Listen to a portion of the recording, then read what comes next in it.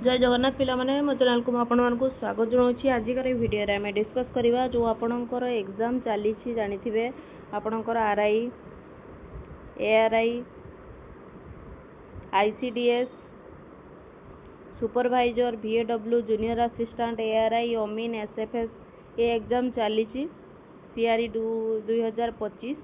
तो जो मानकर भी एग्जाम आपणकर डेट गोटे पोस्टपोन होती आजिकार नोटिस देखो 18 जून 2026 आजिकार डेट रोचे। आज गोटे नोटिस पब्लिश होती जे जो मानकर 20 तारीख दिन एग्जाम थिला सेटा 20 तारीख एग्जाम होबनी आपणकर एग्जाम आपणकर कंडक्ट होवाई जाऊँगी देखंतु 28 तारीख दिन रीशेड्यूल करा हेची 20 तारीख दिन आपणकर एग्जाम होबनी 28 तारीख दिन आपनको पोस्टपोन कराई। कारण कौन कारण ये जे आपणकर नीट यूजी जो एग्जाम होउची से पाई आपणकर एग्जाम टी पोस्टपोन कराई।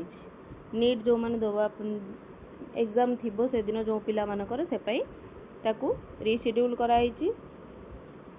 आ आपण यार एडमिट कार्ड आपनको 24/6/2026 रे ऑफिशियल वेबसाइट रे ही मिल जिवो। जेमिति आपण एडमिट कार्ड डाउनलोड करूथिले यूजर आईडी और पासवर्ड देबे आपण तापरे revise admission letter for written exam test under CRE 2025 आपन को लेटर मिल जिवो।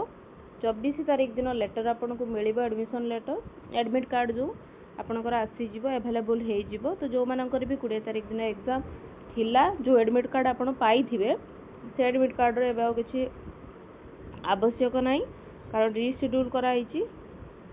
तो 24 तारीख दिन अवेलेबल हो जिवो आपनकर एडमिट कार्ड ऑफिशियल वेबसाइट रे जाइके आपण 24 तारीख दिन ही आपण जानिबे जे आपनकर सेंटर कथा सेंटर आपनकर चेंज होबो कि नाही सेटा आपण एडमिट कार्ड डाउनलोड करि सारला परे ही आपनको जाना पड़िबो कि सेंटर कोनोसी परिवर्तन हेछि ना नाही सब एडमिशन लेटर डाउनलोड कला परे ही जाना पड़िबो।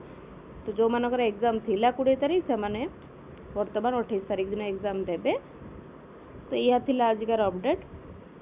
जदि वीडियो भल लगे लाइक शेयर सब्सक्राइब निहाती करंतु। धन्यवाद पिलावाने।